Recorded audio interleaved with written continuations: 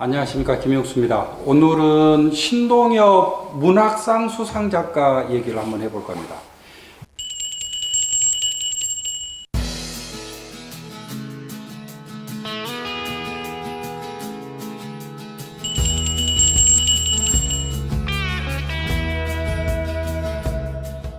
이게 지금 저희 문학관 북카페인데요.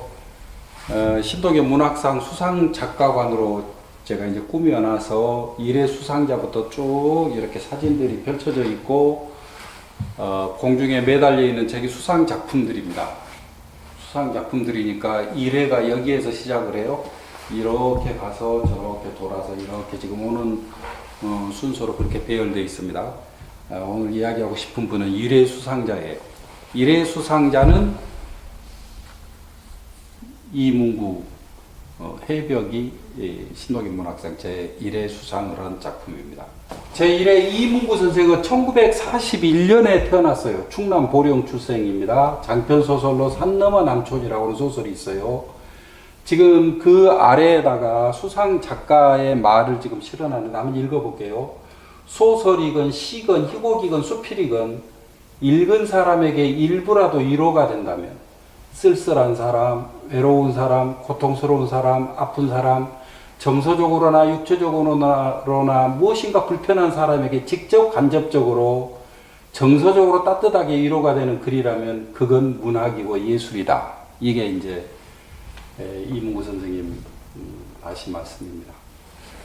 제가 생각할 때 신동엽 문학상 수상작가 제1회 수상작가가 이문구라고 하는 사실은 저는 정말로 선정이 잘 된 신동엽 문학상이 뭔가를 그대로 이야기해주는 그런 사례가 아닌가 생각이 들어요. 제가 85년도에 시로 등단을 해서 96년도에 소설로 또 다시 등단을 했는데요. 시를 쓰면 됐지 왜 또 소설까지 잘하지도 못하는 사람이 이것저것 손댔을까. 제가 소설을 쓰게 된 가장 큰 이유는 관촌수필을 읽었다는 것입니다. 이문구의 관촌수필. 저는 그 소설을 읽을 때 지금도 그냥 가슴에 이렇게 생생해요. 관촌수필이라고 하는 소설은 제목이 관촌수필이잖아요. 수필. 그냥 뭐 특별히 뭐 무게 갖고 막 이렇게 소설 쓰려고 이렇게 한 게 아니고 에세이 써가듯이 그냥 자기 고백을 해가는 수필 같은 그런 글인데 어떤 소설보다도 훨씬 더 극적이고 그 정서적 감화를 크게 줍니다.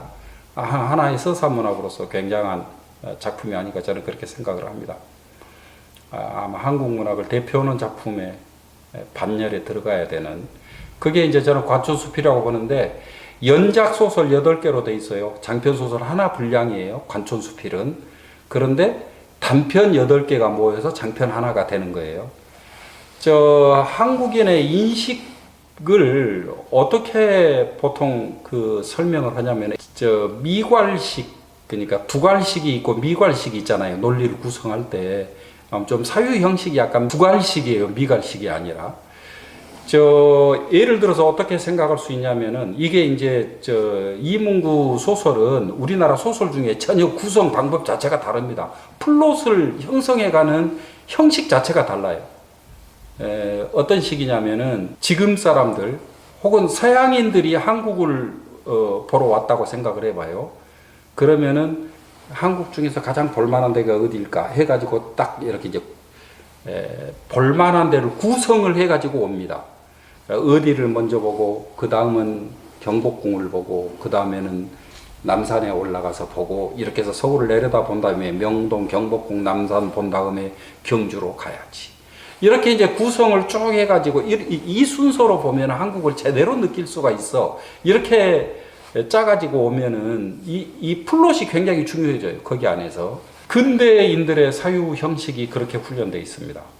그런데 농사 짓고 막 살던 시골 할아버지가 이제 손자가 이제 서울에 이제 좋은데 직장이 왔고 우리 할아버지, 저 옛날 할아버지 서울 구경도 제대로 못했던 할아버지 내가 이제 서울 구경 한번 시켜드려야겠다 해가지고 모시고 올라오면은 경복궁 찾아가고 동대문 찾아가고 명동 찾아가고 오면 도대체가 혼란스럽고 여기가 어디다냐 아마 그렇게 얘기할 거예요.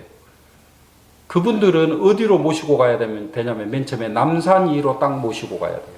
남산 위에서 딱 내려다 보면은 저기 좌청룡 우백호 해서 저기로 자리를 잡았습니다. 옛날에 왕이 저기서 살았어요. 왕이 제사 지내러 가는 저 길이 종로입니다.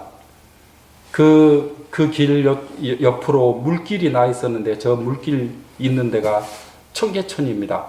그것들을 가로로 지르는 이 길이 또 을지로입니다. 이렇게 이제 저 뒤쪽은 필요가 없으니까 성을 안 쌓고 이렇게 성을 쌓으니까 저쪽에 남쪽에 있는 문이 남대문이고 서쪽에 있는 문이 서대문이고 동쪽에 있는 문이 동대문이고 이 안을 사대문이라고 합니다. 이렇게 설명을 이제 그렇게 가르쳐 드리면은 그래 놓고 남대문이나 동대문을 가면은 그러니까 여기가 명동에서 가까운 데지야 그렇게 해서 인식을 하게 돼요. 이문구의 형식은 그 후자 그 할아버지 그런 형식이에요. 황석영 소설은 중간에 몇 페이지를 뜯어내면은 읽는 사람들이 화를 굉장히 내요. 읽는데 아주 크게 장애가 옵니다. 이야기가 플롯이 굉장히 중요해요.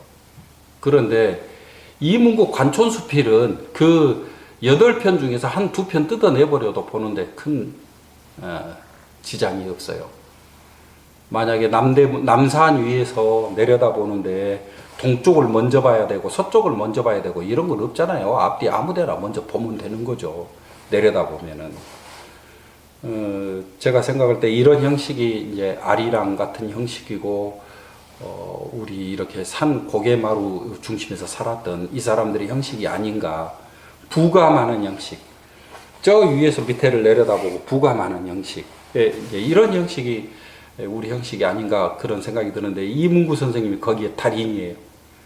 그래서 아주 자유롭게 산서사 안에서 구성을 거의 신경 쓰지 않고 그냥 자기 마음대로 수필처럼 마구 누비는데 여기로부터 읽는 사람은 엄청난 서사 체험을 하게 되는 아마 관촌수필은 한 산업화를 통해서 농촌 그 촌락 한 농촌 공동체가 파괴되어가는 과정을 저렇게 가슴 아프게 그릴 수가 있을까 이런 느낌이 들게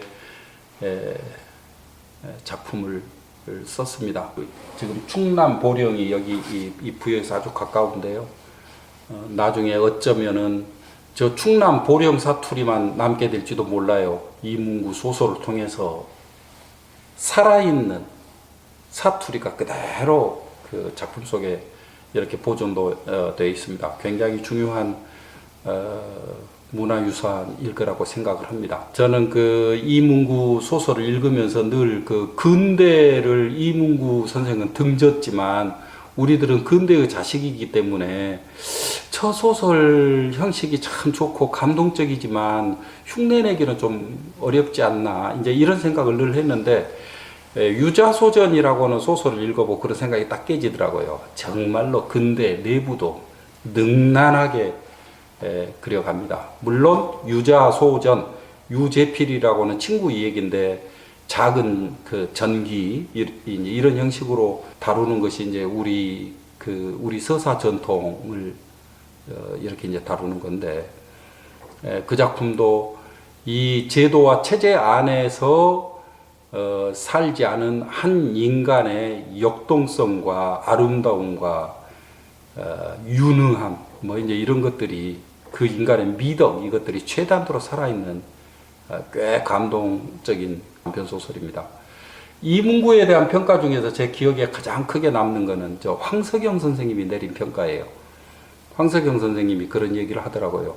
선생님의 라이벌인 이문열에 대해서 어떻게 생각합니까? 얘기를 하니까 아니 그 말이 무슨 말이냐? 왜 이문열이 나의 라이벌이냐? 내가 데뷔해가지고 활동 한참 하고 있을 때 내 소설을 읽고 그 사람들은 작품을 쓴 사람들인데 천부당만부당하다 하니까 그러면 선생님 라이벌은 없습니까? 굳이 라이벌을 얘기를 하라면 나도 라이벌이 있다. 누굽니까? 내 라이벌은 이문구다. 왜 그렇습니까?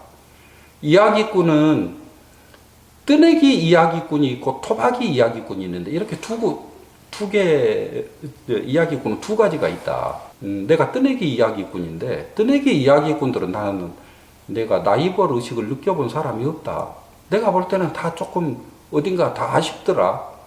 아마 뜨내기 이야기꾼 중에서는 황석영 선생님은 가장 자신 있는 것 같아요. 그런데 이 뜨내기 이야기꾼한테 결여되어 있는 토박이 이야기꾼, 토박이 이야기꾼이 가지고 있는 뜨내기 이야기꾼은 자기는 경험하고 듣는 사람은 모르는 것을 이야기를 해주는 사람이거든요. 토박이 이야기꾼은 똑같이 경험한 것을 가진 사람들 속에서 이야기를 하는 사람이에요. 토박이 이야기꾼, 한국을 대표하는 이 근대 사회는 뜨내기 이야기꾼의 시대이기 때문에 독서 시장에서는 뜨내기 이야기꾼인 내 작품이 다 쓸지만 사실은 그렇다고 해서 내가 토박이 이야기꾼이 가지고 있는 걸 내가 다 가지고 있는 건 아니다 하면서 이제 그 토박이 이야기꾼을 대표하는 사람으로서 이 문구를 이렇게 꼽더라고요. 굉장히 훌륭한 평가였다고 생각해요. 어떻게 보면은 제가 지금 이 일의 수상자가 너무 잘 정해졌다고 이렇게 생각하는 이유 중에 하나가 노래꾼도 어떻게 보면은 뜨내기 노래꾼이 있고 떠돌이 노래꾼이 있고 제가 조금 전에 뜨내기라고 했네요. 뜨내기는 좀 적절치가 않네요. 표현에 떠돌이 노래꾼이 있고 토박이 노래꾼이 있어요. 신동엽은 토박이 노래꾼입니다. 그리고 신동엽을 제외한 거의 모든 시인들은 떠돌이 노래꾼입니다. 그런 의미에서 매우 뜻깊은 수상자를 배출했다 그렇게 생각합니다.